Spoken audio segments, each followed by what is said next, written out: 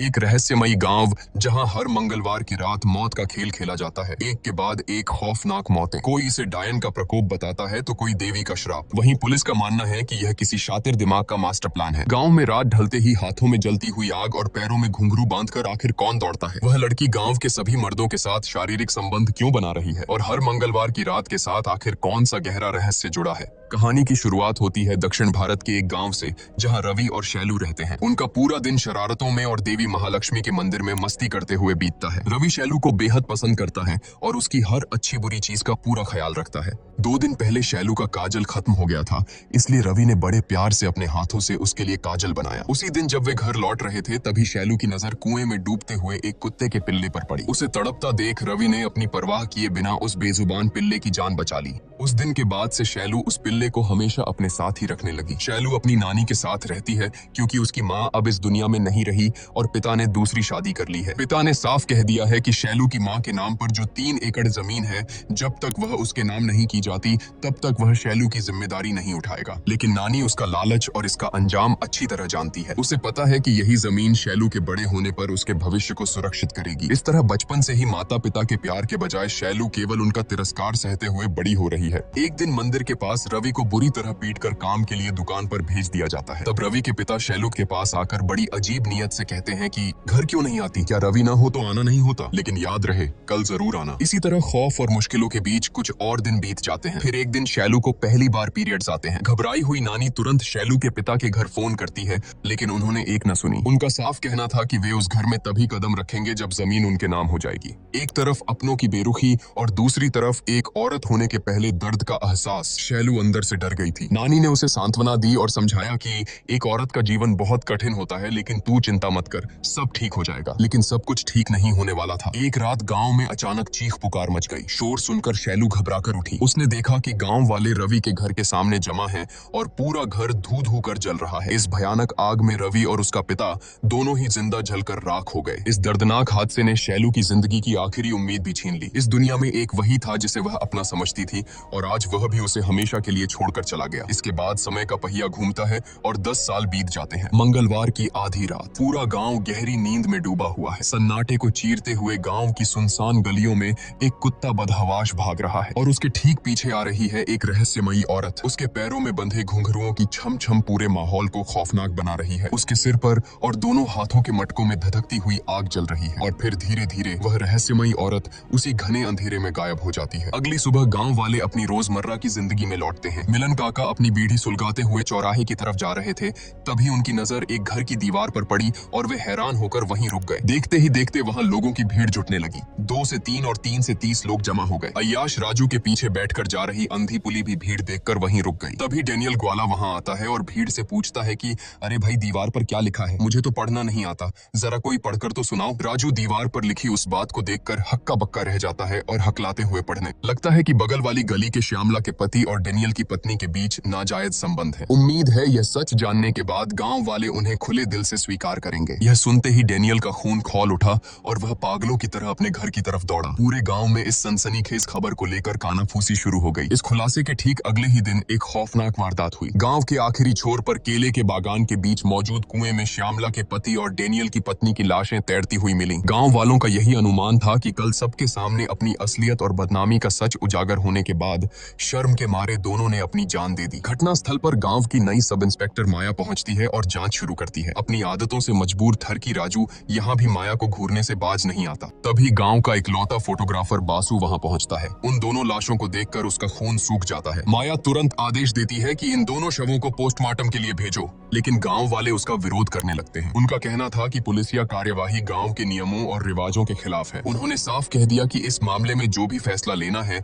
वह सिर्फ जमींदार बाबू ही लेंगे। इस गांव में जमींदार प्रकाश का हुक्म पत्थर की लकीर माना जाता है। हर कोई उनकी बात मानता है। प्रकाश स्वभाव से बेहद गुस्सैल और नास्तिक है, लेकिन उसूलों का पक्का और ईमानदार भी। उसका अपने पिता के साथ अजीब सा रिश्ता है। हर सुबह वह अपने मृत पिता की तस्वीर के आगे हाथ जोड़कर आशीर्वाद जरूर लेता है, लेकिन उसके तुरंत बाद उस तस्वीर पर जूते मारने से भी नहीं चूकता। इसकी वजह यह है कि उसके अय्याश और चरित्रहीन पिता ने उसकी माँ को धोखा दिया था और दूसरी औरतों के पीछे अपना सारा पैसा और इज्जत बर्बाद कर दी थी। वहीं दूसरी तरफ प्रकाश की पत्नी राजेश्वरी देवी अपने पति के एकदम विपरीत हैं। उनका स्वभाव बेहद शांत है और वे दिन भर पूजा पाठ में मग्न रहती हैं। पूरे पूरे गांव के लोग उनका बहुत आदर करते हैं और उन्हें साक्षात देवी का रूप मानते हैं। प्रकाश घटनास्थल पर पहुंचता है और आते ही सब इंस्पेक्टर माया को सख्त लहजे में चेतावनी देता है कि किसी भी कीमत पर इन लाशों को पोस्टमार्टम के लिए नहीं भेजा जाएगा। यह मेरा गांव है और यहाँ मेरा फैसला ही आखिरी फैसला है। मजबूरन माया को पीछे हटना पड़ता है। प्रकाश के आदेशानुसार डेनियल की पत्नी को ताबूत में रखकर दफना दिया जाता है और श्यामला के पति का श्मशान घाट पर अंतिम संस्कार कर दिया जाता है। लेकिन जैसे ही अंतिम संस्कार के बाद सभी लोग श्मशान से चले जाते हैं, तब वहां चीता की लपटों के पास एक नकाबपोश रहस्यमयी व्यक्ति को खड़ा देखा जाता है, जो खामोशी से जलती हुई चिता को घूर रहा होता है। गांव में इतनी बड़ी घटना घट गई, लेकिन ठरकी राजू की नीयत में कोई बदलाव नहीं आया। मुनिस्वामी अपनी पत्नी सूरी को छोड़कर कुवैत में काम करता है और राजू इस अकेलेपन का फायदा उठाने से बाज नहीं आता। खैर, इन सब के बीच गांव के एक और अहम व्यक्ति से आपका परिचय करवाता हूँ। इनका नाम है डॉक्टर विजय। शादी के बाद अपनी बेटी को खोने के गहरे सदमे और दुख की वजह से उन्होंने शहर की जिंदगी छोड़ दी और अब इस गांव में लौट आए हैं। इधर रमन नाम का एक लड़का गुर्जा के घर निमंत्रण देने जाता है, क्योंकि अगले दिन गोविंद राजू के घर एक बड़ा कार्यक्रम है। इत्तेफाक से उस वक्त गुर्जा घर पर नहीं होता, तो रमन इस मौके का फायदा उठाकर गुर्जा की बहन से मिलने और बात करने की कोशिश करता है। गुर्जा को रमन बिल्कुल पसंद नहीं है, इसलिए वह हमेशा रमन पर कड़ी नजर रखता है। अगले दिन गोविंद राजू के घर बड़े ही धूमधाम से कार्यक्रम शुरू होता है। पूरा का पूरा गांव आमंत्रित है, लेकिन इस जश्न और चहल पहल के बीच भी लोगों की जुबान पर बस एक ही कानाफूसी चल रही है कि डेनियल की पत्नी और श्यामला के पति के नाजायज रिश्तों के बारे में उस रात दीवार पर किसने लिखा था। दीवार पर लिखे उस सच को लेकर गुर्जा और बासु के बीच हाथापाई शुरू हो जाती है, जिसे एक बड़े और भयानक झगड़े में बदलते देर नहीं लगी। इन सब बवाल और झमेलों से दूर गांव के पुजारी देवी की पूजा और मेले की तैयारियों में मग्न है। इस गांव में हर मंगलवार की रात देवी की बड़े ही धूमधाम से पूजा की जाती है, क्योंकि मंगलवार को देवी का सबसे शुभ दिन माना जाता है। लेकिन इस साल मेले के लिए पैसों की कमी पड़ गई। पुजारी हिम्मत जुटाकर जब जमींदार प्रकाश के पास चंदा मांगने गए, तो वह गुस्से से आगा बूला हो गया।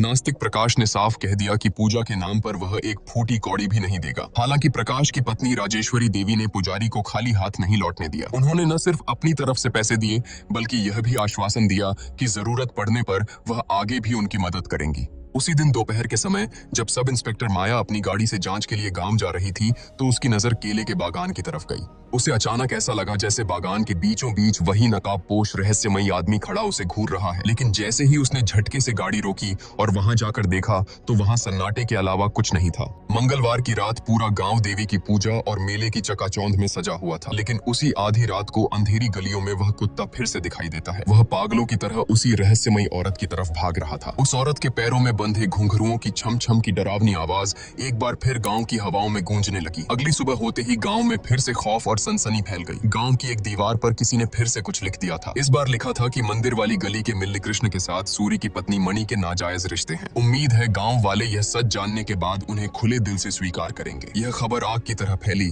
और इसके बाद ठीक वही हुआ जिसका सबको डर था। केले के बागान के पास वाले पुराने बरगद के पेड़ पर मिल्ली कृष्ण और मणि दोनों की लाशें फांसी के फंदे से लटकती हुई मिली। सब इंस्पेक्टर माया का शक सीधा गुर्जा पर जाता है, क्योंकि मिल्ली कृष्ण और श्यामला का पति दोनों ही गुर्जा के करीबी दोस्त थे। शक के घेरे से फोटोग्राफर बासु भी नहीं बच पाया, क्योंकि एक दिन पहले ही कार्यक्रम में बासु की भी हाथापाई हुई थी। तभी जमींदार प्रकाश एक बार फिर अपने रौब के साथ घटना स्थल पर पहुंचता है। लेकिन इस बार माया पीछे हटने वाली नहीं थी। उसने प्रकाश को साफ साफ शब्दों में चेतावनी दे दी कि इस बार लाशें हर हाल में पोस्टमार्टम के लिए जाएंगी, क्योंकि भले ही ये आत्महत्या लग रही हो, लेकिन इनके पीछे कोई बहुत गहरा और खौफनाक रहस्य छिपा है। माया को पूरा यकीन था कि यह सब गांव का ही कोई इंसान कर रहा है, वरना लगातार दो घरों के इतने गहरे और गुप्त राज किसी बाहरी इंसान को कैसे पता चल सकते हैं। अब सबसे बड़ा सवाल सबके जहन में गूंज रहा था कि आखिर कौन है जो इन नाजायज रिश्तों का सच पूरे गांव के सामने उजागर कर रहा है, और क्यों इन लोगों को मौत के घाट उतारा जा रहा है। और तो और एक और खौफनाक बात सामने आती है। डेनियल की पत्नी की लाश उसके ताबूत से रहस्यमयी तरीके से गायब हो चुकी थी। इसलिए अब पुलिस के पास इन दोनों लाशों की पोस्टमार्टम रिपोर्ट ही सच तक पहुंचने का इकलौता रास्ता बची थी। दूसरी तरफ पूरे गांव में दहशत का ऐसा साया मंडराने लगा कि लोग एक दूसरे पर ही शक करने लगे। खौफ इतना था कि हर कोई अपने ही पड़ोसियों को कातिल समझने लगा था, क्योंकि पुलिस के लिए हर किसी के घर में घुसकर यह पूछना तो मुमकिन नहीं था कि कौन किसके साथ नाजायज रिश्ते में है। तभी दहशत से भरे इस माहौल में गांव का पुजारी एक बहुत ही खौफनाक अतीत याद करते हुए बताता है कि जमींदार प्रकाश के दादाजी के जमाने में भी गांव में बिल्कुल इसी तरह रहस्यमयी ढंग से लोग मारे जा रहे थे। पुजारी ने अतीत के पन्ने पलटते हुए कांपती आवाज में बताया कि उस वक्त गांव में एक बहुत बड़ा महायज्ञ किया गया था और देवी महालक्ष्मी की रौद्र रूप वाली मूर्ति मंदिर में स्थापित की गई थी। उसके बाद जाकर ही उन मौतों का खौफनाक सिलसिला थमा था। और अब ठीक वैसे ही गांव में सारी मौतें सिर्फ मंगलवार की रात को ही हो रही हैं, उसी दिन जब देवी की विशेष पूजा होती है। इसलिए अब गांव वालों को यकीन हो गया है कि बिना महायज्ञ के इस तबाही को रोकना नामुमकिन है। चूंकि अगला दिन मंगलवार था, इसलिए यह फैसला लिया गया कि अगले 2 रातों तक पूरे गांव में कड़ी पहरेदारी की जाएगी। तभी बीच में एक कांस्टेबल आकर बात काटता है, जिससे गांव वालों के शक की सुई सीधे सब इंस्पेक्टर माया की तरफ घूम जाती है। उनके मन में सवाल उठने लगता है कि गांव में इस नई एसआई के कदम रखते ही ये रहस्यमयी मौतें क्यों शुरू हो गईं? कहीं ऐसा तो नहीं कि खुद ऑफिसर माया ही किसी साजिश के तहत ये सब करवा रही हो। खैर, गांव में ढिंढोरा पीटने की जिम्मेदारी पुली को दी गई। उसने ढोल पीट पीट कर पूरे गांव में ऐलान कर दिया कि आज रात कोई भी अपने घर से बाहर न निकले, क्योंकि हर मंगलवार की रात मौत उसी के दरवाजे पर दस्तक दे रही है जो नाजायज रिश्तों के दलदल में फंसा है। रात का साया ढलते ही पहरेदारी जोरों पर शुरू हो गई। गांव के अंदर की निगरानी का जिम्मा गुर्जा ने संभाला और बासु अपनी गाड़ी से गांव की सीमाओं पर गश्त लगाने निकल पड़ा। जैसे जैसे रात का अंधेरा और खौफनाक होता गया, खेतों की पगडंडियों पर दौड़ती हुई वह रहस्यमयी औरत एक बार फिर नजर आई। दूसरी तरफ केले के बागान के रास्ते एक अजनबी इंसान को शॉल ओढ़े हुए गांव में चुपके से घुसते देख गुर्जा और उसके आदमी उसे पकड़ने के लिए पागलों की तरह दौड़े। लेकिन कुछ दूर जाने के बाद वह इंसान किसी साये की तरह गायब हो गया। उसे न पाकर वे लोग 3 अलग अलग टोलियों में बंट गए और चप्पे चप्पे पर उसकी तलाश शुरू कर दी। ठीक उसी वक्त रात की आखिरी बस से डॉक्टर विजय गांव लौटते हैं। हाथ में टॉर्च लिए वह खामोशी से अपने घर की तरफ बढ़ रहे थे, लेकिन जैसे ही वह केले के बागान के पास पहुंचते हैं, उनके कानों में किसी लड़की के रोने की दर्दनाक और सिसकती हुई आवाज गूंजती है। वह आवाज सुनकर डॉक्टर विजय के कदम वहीं जम गए और एक ही झटके में उनकी रीढ़ की हड्डी में बर्फ जैसी ठंडी सिहरन दौड़ गई। इतनी रात गए गांव की किसी लड़की का इस तरफ आने का तो कोई सवाल ही नहीं उठता। फिर भी डॉक्टर विजय ने हिम्मत जुटाई और उस रोने की आवाज का पीछा करते हुए सीधे केले के बागान के अंदर घुस गए। उधर दूसरी तरफ गुर्जा और उसके आदमियों ने उस शॉल ओढ़े अजनबी को ढूंढ निकाला और उसका पीछा करने लगे। भागते हुए उस आदमी पर गुर्जा ने सटीक निशाना साधकर अपना भाला फेंका, जो सीधा उस आदमी के शॉल को चीरता हुआ निकला। अपनी जान बचाने के लिए वह आदमी नदी में कूदकर भागने की कोशिश करता है, लेकिन आखिर में पकड़ा जाता है। जैसे ही उसके चेहरे से शॉल हटाया जाता है, सब चौंक जाते हैं। वह कोई और नहीं बल्कि उनका जाना पहचाना लड़का रमन था। इधर डॉक्टर विजय उस रोने की आवाज के सहारे जैसे ही बागान के बीचों बीच कुएं के पास पहुंचते हैं, उनकी आंखें फटी की फटी रह जाती हैं। उन्होंने देखा कि कुएं की मुंडेर पर एक लड़की की रूह बैठी है। उस लड़की ने डॉक्टर विजय की तरफ देखा, एक खौफनाक चीख मारी और सीधे उस गहरे कुएं में छलांग लगा दी। दहशत और हैरानी से बुत बने विजय के मुंह से कांपते हुए सिर्फ एक ही नाम निकला, शैलू। और इसी खौफनाक मंजर के साथ कहानी 18 महीने पीछे चली जाती है। छोटी सी शैलू अब बड़ी हो चुकी है। वह अभी भी अपनी नानी के साथ ही रहती है और उसके साथ है उसका बचपन का वो कुत्ता जिसे उसने कुएं में डूबने से बचाया था, जिसका नाम उसने प्यार से राजा रखा है। कॉलेज में पढ़ने वाली खूबसूरत और होशियार शैलू को अपने इंग्लिश टीचर शिवा से प्यार हो गया है। शिवा भी इस बात को बहुत अच्छी तरह जानता है, क्योंकि शैलू बहुत पहले ही उसका ध्यान अपनी ओर खींच चुकी थी। क्लास में शेक्सपियर की रोमांटिक कहानियां पढ़ाते पढ़ाते कब वे दोनों असल जिंदगी के रोमियो जूलियट बन गए, उन्हें खुद पता नहीं चला। पहली नजर में ही शैलू उस पर अपना दिल हार बैठी थी। लंबे समय तक उनका यह प्यार भरा रिश्ता छुप छुप कर चलता रहा। फिर एक दिन शिवा के जन्मदिन पर शैलू अपने हाथों से उसके लिए खीर बनाकर लाती है। खीर खिलाते वक्त जब दोनों के बीच नजदीकियां बढ़ने लगती हैं, तो शैलू घबरा जाती है और वहां से बाहर भाग खड़ी होती है। लेकिन कुछ ही पल बाद वह खुद को रोक नहीं पाती और वापस शिवा के पास लौट आती है। बाहर तेज बारिश हो रही थी और उस भीगती बारिश में दोनों जिस्म एक दूसरे की पनाह में सुकून ढूंढने लगते हैं। बिस्तर की खामोश गर्माहट उनके प्यार भरे स्पर्श में घुल जाती है और दोनों पूरी तरह से एक दूसरे के हो जाते हैं। इस तरह उन दोनों के रिश्ते की गहराई और भी बढ़ जाती है। प्यार और रोमांस में डूबे हुए ऐसे ही कुछ और महीने बीत जाते हैं। सब कुछ बहुत खूबसूरत चल रहा था, लेकिन तभी अचानक शिवा कई दिनों तक कॉलेज में क्लास लेने नहीं आता। जिस दिन शिवा वापस कॉलेज आया, शैलू का दिल दर्द से टुकड़े टुकड़े हो गया, क्योंकि शिवा अकेला नहीं लौटा था, बल्कि अपनी नई नवेली दुल्हन को साथ लेकर आया था। खबर मिली कि उसका तबादला हो गया है और वह हमेशा के लिए दूसरे कॉलेज जा रहा है। जाने से पहले बारिश में पूरी तरह भीगी हुई और सदमे में खड़ी शैलू के पास शिवा आया और बड़ी ही बेरहमी से ताना मारते हुए बोला कि शेक्सपियर की कुछ कविताएं ऐसी होती हैं जिन्हें रोज पढ़ा जाए तो इंसान बोर हो जाता है, इसलिए मौका मिलने पर उन्हें बस एक बार मजे के लिए पढ़ना चाहिए और फिर हमेशा के लिए छोड़ देना चाहिए। मेरे लिए तुम बिल्कुल उसी कविता की तरह थी। यह कहकर शिवा अपनी पत्नी के साथ गाड़ी में बैठकर वहां से चला गया। शैलू बीच सड़क पर खड़ी खड़ी फूट फूट कर रोने लगी। जिंदगी में पहली बार उसने किसी को इतनी शिद्दत से चाहा था और उसी इंसान ने उसके प्यार का ऐसा भयानक मजाक उड़ाया। शैलू किसी तरह अपने टूटे हुए दिल और आंसुओं को संभाल कर घर लौटी, लेकिन वहां किस्मत उसका एक और कड़ा इम्तिहान ले रही थी। उसने देखा कि उसे बेइंतहा प्यार करने वाली उसकी इकलौती नानी भी हमेशा के लिए आंखें मूंद चुकी हैं। महज चंद घंटों के अंदर शैलू की हंसती खेलती जिंदगी पूरी तरह से तबाह हो गई। इतने सालों बाद भी उसके माता पिता का रवैया नहीं बदला था। उन्होंने नानी के अंतिम संस्कार में आने तक की जहमत नहीं उठाई, बल्कि अपना वही पुराना रटा रटाया लालची फरमान सुना दिया कि जब तक जमीन हमारे नाम नहीं करोगी हम तुम्हें अपने साथ नहीं ले जाएंगे। अपनों का यह लालच और लगातार मिलता तिरस्कार अब शैलू की बर्दाश्त से बाहर हो चुका था। गुस्से और दर्द में तड़पती शैलू ने पूरे गांव के सामने जमीन के कागजात अपने लालची पिता के मुंह पर दे मारे और उन्हें घर से निकाल दिया। बदले में उसे अपने ही पिता से सिर्फ बद्दुआएं और गालियां मिली। अब इस बड़ी सी दुनिया में उसका अपना कहने वाला सिर्फ उसका कुत्ता ही बचा था। शैलू ने खाना पीना सब छोड़ दिया और दिनों दिन बीमार और बेसुध सी रहने लगी। लेकिन कुछ समय बीतने के बाद शैलू के अंदर एक बहुत ही अजीब, विचलित करने वाला और खौफनाक बदलाव आने लगा। वह गांव के अलग अलग मर्दों के साथ शारीरिक संबंध बनाने लगी, एक के बाद एक अनगिनत मर्द, चाहे वह काम करने की जगह हो या राह चलता कोई अजनबी। यह उसके शरीर की कोई अनियंत्रित भूख थी या टूटे हुए मन का कोई अजीब सा रोग। शैलू इस भयानक द्वंद्व में बुरी तरह फंस चुकी थी। वह यह सब क्यों कर रही थी, इसका जवाब खुद उसके पास भी नहीं था। ऐसा लग रहा था मानो वह सच में शेक्सपियर की कोई लावारिस और इस्तेमाल की हुई कविता बनकर रह गई हो। धीरे धीरे गांव के अधेड़ उम्र से लेकर बूढ़ों तक हर मर्द की हवस भरी गंदी नजरें शैलू को घूरने लगी। पूरे गांव में उसके नाम की कानाफूसी और बदनामी की आग फैलती जा रही थी। एक दिन बस से घर लौटते समय भीड़ में एक अनजान आदमी के सिर्फ छूने भर से ही शैलू के अंदर की वह अजीब सी बेचैनी और तलब फिर से बेकाबू होने लगी। अपनी उस असहनीय तलब को रोकने और खुद को किसी तरह शांत रखने के लिए कलाई पर लगातार रबर बैंड खींचकर खुद को चोट पहुंचाने लगी, ताकि उस शारीरिक दर्द से उसकी वो मानसिक बेचैनी दब सके। यह सिलसिला दिन ब दिन इतना बढ़ता गया कि एक दिन गोदाम के मालिक ने अपने 4 दोस्तों को शैलू का फायदा उठाने के लिए बुला लिया। लेकिन जब शैलू ने उसकी बात मानने से इनकार कर दिया तो उसने उस पर चोरी का झूठा इल्जाम लगाया और धक्के मारकर काम से निकाल दिया। इस भारी अपमान को शैलू सह नहीं पाई। उसने सोचा कि वह अपनी जान दे दे, लेकिन वह ऐसा करने की हिम्मत नहीं जुटा पाई। फिर अचानक एक दिन उसने गांव के बिट्टू नाम के एक लड़के को बुलाया और उससे कहा कि वह उसे बेंत से बुरी तरह पीटे। दरअसल शैलू अपने अंदर की उस अजीब सी शारीरिक तलब को दर्द के जरिए दबाने की कोशिश कर रही थी। बिट्टू को इसके पीछे का असल मकसद कुछ समझ नहीं आ रहा था, लेकिन न चाहते हुए भी उसे ऐसा करना पड़ा। इस तरह हर दिन बेतहाशा दर्द सहने के बावजूद वह अपनी इस अजीब सी बीमारी और तलब के आगे हार जाती थी और अनियंत्रित होकर एक के बाद एक संबंध बनाती रही। गांव का हर आदमी उसकी इस लाचारी का फायदा उठाने लगा। शैलू का खुद के शरीर और दिमाग पर अब कोई काबू नहीं रहा था। एक रात जब वह घर लौट रही थी तो कुछ लोगों ने उसका पीछा किया। अपनी आबरू बचाने के लिए उसने किसी तरह जंगल के बीच बने एक सुनसान घर में छुपकर अपनी जान बचाई। लेकिन इस तरह की बातें बहुत दिनों तक छुपी नहीं रह सकी। आखिरकार यह खबर गांव के जमींदार प्रकाश के कानों तक पहुंच ही गई। वह हमेशा से इन सब चीजों के सख्त खिलाफ था, इसलिए उसने तुरंत आदेश दिया कि शैलू को पकड़कर उसके सामने लाया जाए। उस दिन शैलू अपनी मां की साड़ी पहनकर शायद कहीं जाने की तैयारी कर रही थी,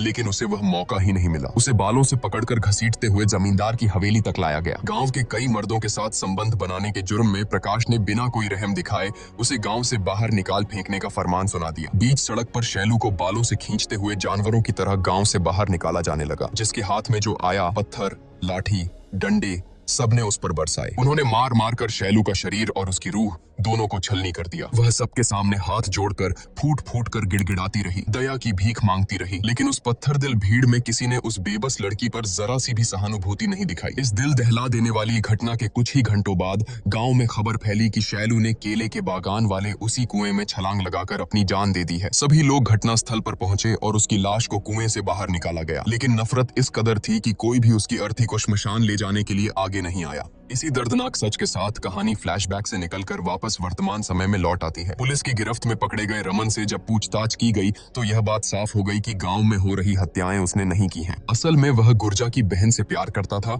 और उसे अच्छी तरह पता था कि गुर्जा इस रिश्ते को कभी नहीं मानेगा। इसलिए वह जानबूझकर दीवार पर उन दोनों का नाम लिखने गया था, ताकि बदनामी के डर से गुर्जा खुद ही अपनी बहन की शादी उससे करवा दे। उधर सब इंस्पेक्टर माया गहरे असमंजस में पड़ गई, क्योंकि पोस्टमार्टम की जो रिपोर्ट आई थी उसने पुलिस को पूरी तरह उलझा दिया था और रहस्यों का एक नया मायाजाल बुन दिया था। दूसरी तरफ केले के बागान में डॉक्टर विजय द्वारा शैलू की रूह को देखे जाने की खबर पूरे गांव में जंगल की आग की तरह फैल चुकी थी। रमन के निर्दोष साबित होने के बाद अब कातिल की तलाश और तेज हो गई। इसलिए अगले हफ्ते सोमवार की रात को ही गुर्जा अपने पूरे दलबल के साथ पहरेदारी के लिए निकल पड़ा। उसका मकसद साफ था कि आज रात चाहे कुछ भी हो जाए, उस कातिल को हर हाल में पकड़ना है। रात की हवाओं में जलती हुई मशालों की तपिश और दहशत घुली हुई थी। आज फिर से वही रहस्यमयी औरत अपने घुंघरुओं की डरावनी छम छम के साथ दौड़ रही थी। किसी अनजाने खौफ के साए में सब इंस्पेक्टर माया भी चैन की सांस नहीं ले पा रही थी, इसलिए वह भी अपनी जीप लेकर रात के अंधेरे में गांव की तरफ निकल पड़ी। इधर केले के बागान से घुंघरुओं की सिहरन पैदा करने वाली आवाज सुनकर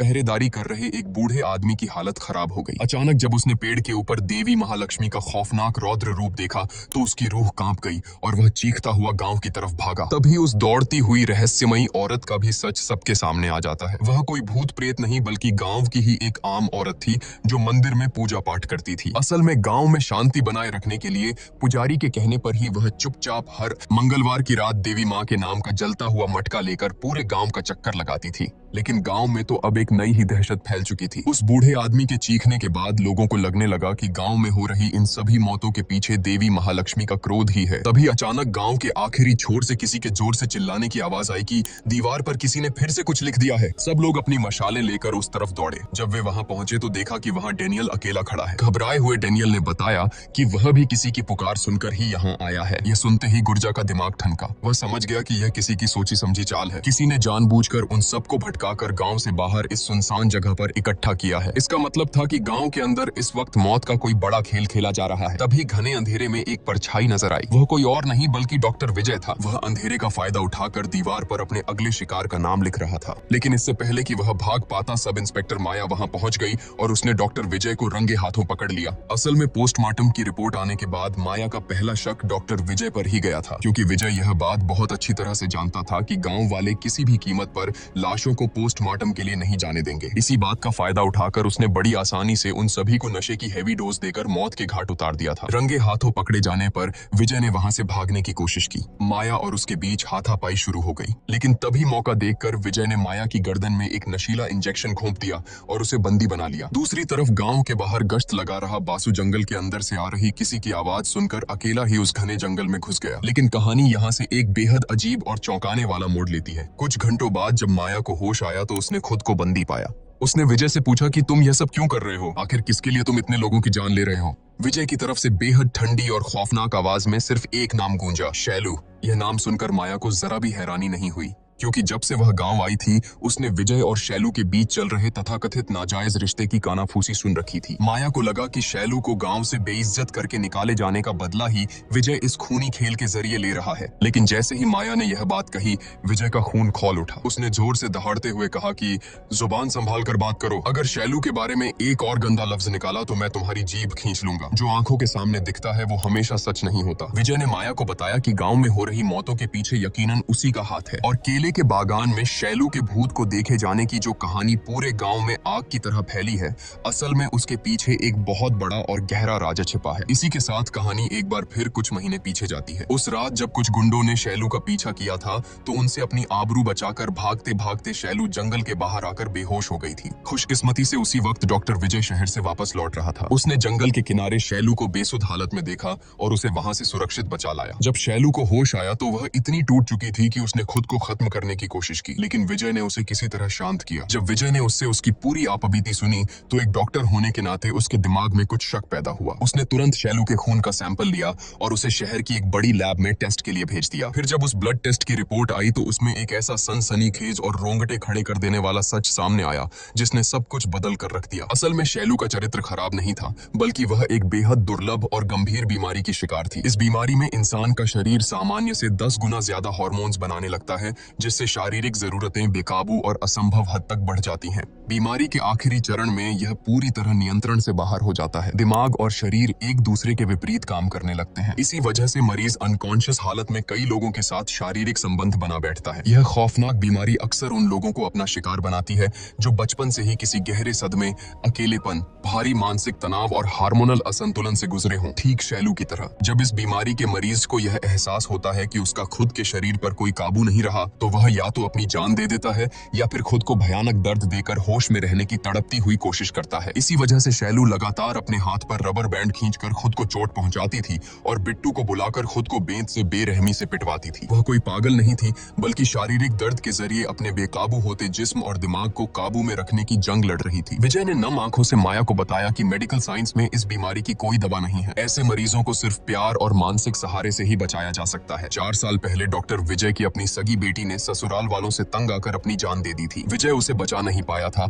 और इस बात के लिए वह हर दिन घुट घुट कर खुद को कोसता था। तभी किस्मत ने शैलू को उसके सामने ला खड़ा किया। विजय को शैलू में अपनी मरी हुई बेटी नजर आई। जिंदगी से मिले इस दूसरे मौके को विजय ने नहीं गवाया और उसने शैलू को अपनी बेटी की तरह पालना और संभालना शुरू कर दिया। लेकिन इस जाहिल गांव वालों की गंदी सोच ने एक बेबस बेटी और एक लाचार पिता के इस पवित्र रिश्ते को भी नाजायज संबंध का नाम दे दिया। विजय समझ चुका था कि अपने भविष्य और इस बीमारी के डर से शैलू खुद को तिल तिल कर खत्म कर रही है। लेकिन ठीक उसी वक्त घने अंधेरे में डूबी शैलू की जिंदगी में कोई एक उम्मीद की किरण बनकर आया। एक ऐसा इंसान जिसने शैलू का हाथ थामा। इसी खुलासे के साथ कहानी फ्लैशबैक से निकलकर वापस वर्तमान समय में लौट आती है। घने और खौफनाक जंगल में बासु के सामने वही नकाबपोश रहस्यमयी आदमी खड़ा है। बिना एक पल गवाए वह पूरी फुर्ती और दरिंदगी के साथ बासु को जान से मारने के लिए उस पर झपट पड़ता है। लेकिन बासु भी हार मानने वालों में से नहीं था। दोनों के बीच एक भयानक हाथापाई शुरू हो जाती है। लड़ते लड़ते बासु उस नकाबपोश आदमी पर चाकू से जोरदार वार करता है और उसे जमीन पर गिरा देता है। जैसे ही बासु सच जानने के लिए उस आदमी के चेहरे से नकाब नोचता है,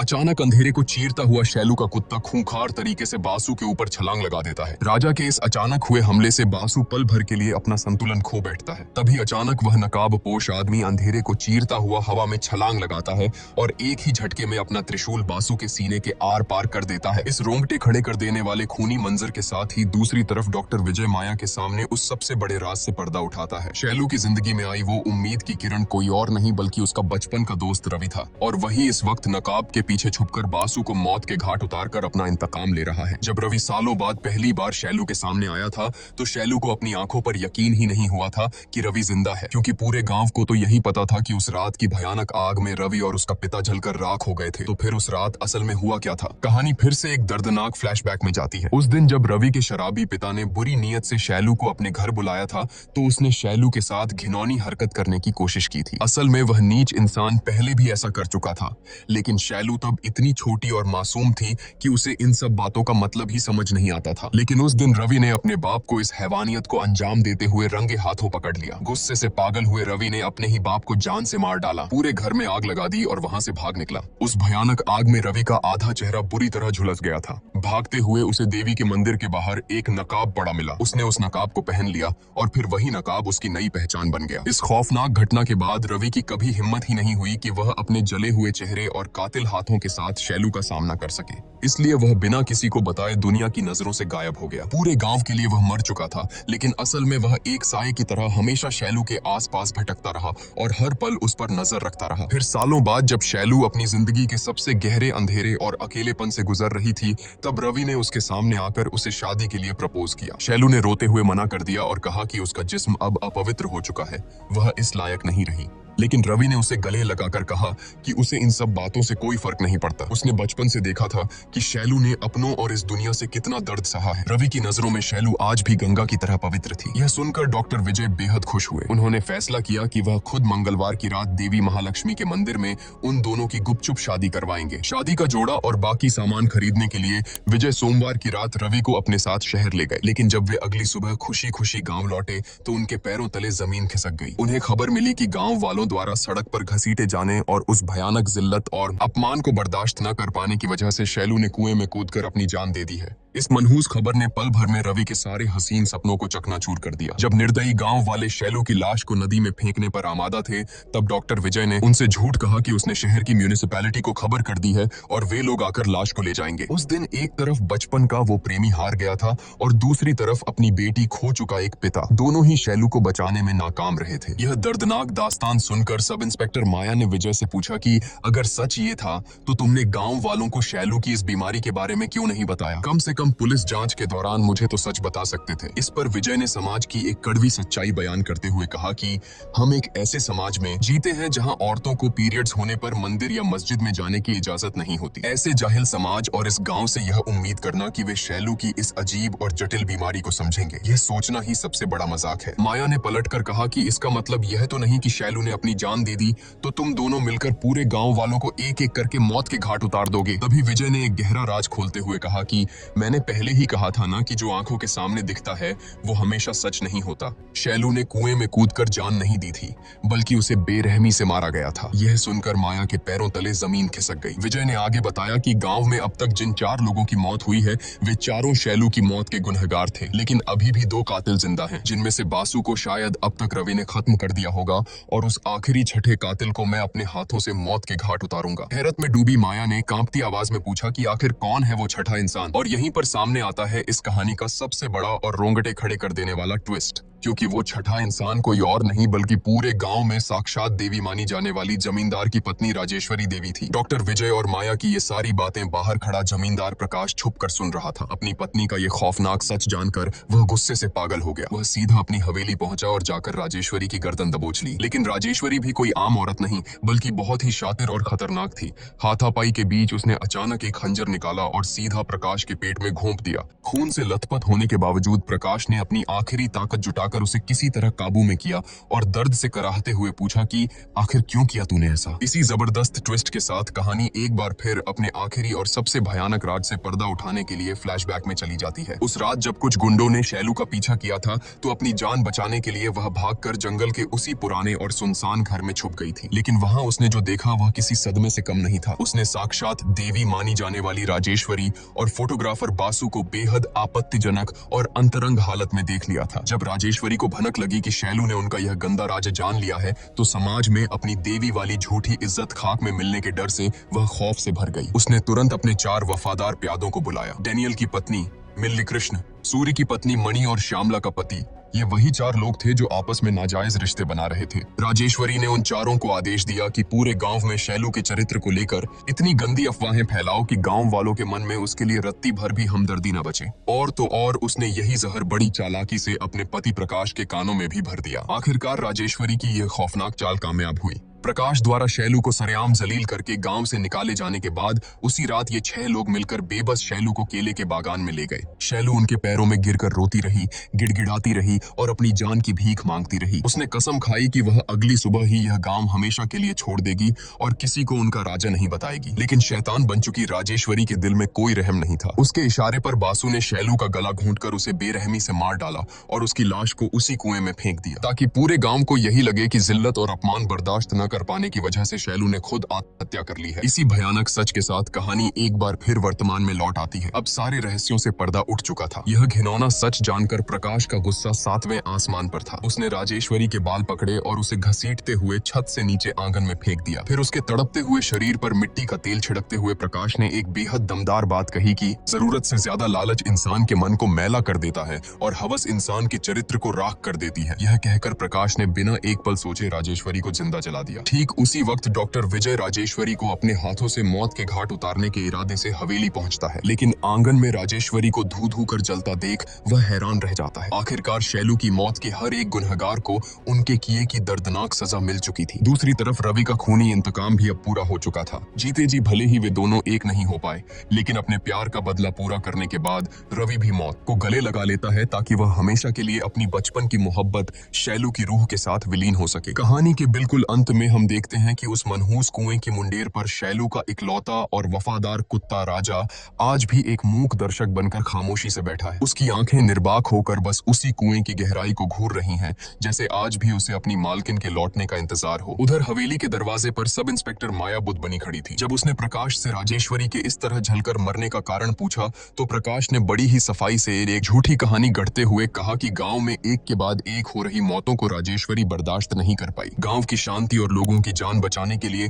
उसने खुद को देवी महालक्ष्मी के चरणों में समर्पित कर दिया और अपनी बलि दे दी। इसलिए अब इस मामले में किसी जांच की कोई जरूरत नहीं है। उसी रात जब डॉक्टर विजय प्रकाश के घावों का इलाज करने के लिए हवेली आया तो उसने प्रकाश से सीधा सवाल किया कि तुमने उसे अपने हाथों से जिंदा जलाया और फिर गांव वालों के सामने उसे एक महान देवी बनाकर क्यों पेश किया। प्रकाश ने एक गहरी सांस ली और बेहद संजीदगी से कहा कि यह पूरा गांव राजेश्वरी को साक्षात देवी मानता था डॉक्टर। अगर मैं उन्हें सच बता देता तो उनका वो पवित्र विश्वास हमेशा के लिए टूट जाता। और याद रखना, जब इंसान का विश्वास टूटता है तो प्यार, डर और भक्ति सब खत्म हो जाता है। बचती है तो सिर्फ मूर्खता और अराजकता। अपनी बात खत्म करने के बाद प्रकाश ने अपनी तेज नजरों से विजय की आंखों में देखा और पूछा कि मैंने तो तुम्हारे सवाल का जवाब दे दिया, लेकिन मुझे मेरे सवाल का जवाब अब तक नहीं मिला। शैलू की मौत वाले दिन तो तुम रवि के साथ शहर में थे, फिर तुम्हें कैसे पता चला कि शैलू ने हत्या नहीं की थी बल्कि उसका कत्ल हुआ था? यह सवाल सुनते ही डॉक्टर विजय जोर जोर से पागलों की तरह हंसने लगा, और इसी हंसी के साथ सामने आता है इस फिल्म का एक और माइंड ब्लोइंग ट्विस्ट। असल में पूरे गांव में जिस पुली को सब अंधा समझते थे, वह बिल्कुल भी अंधा नहीं था। वह बस सालों से मुफ्त का खाना और लोगों की सहानुभूति बटोरने के लिए अंधेपन का नाटक कर रहा था। जिस रात केले के बागान में उन 6 लोगों ने मिलकर बेबस शैलू का बेरहमी से कत्ल किया था,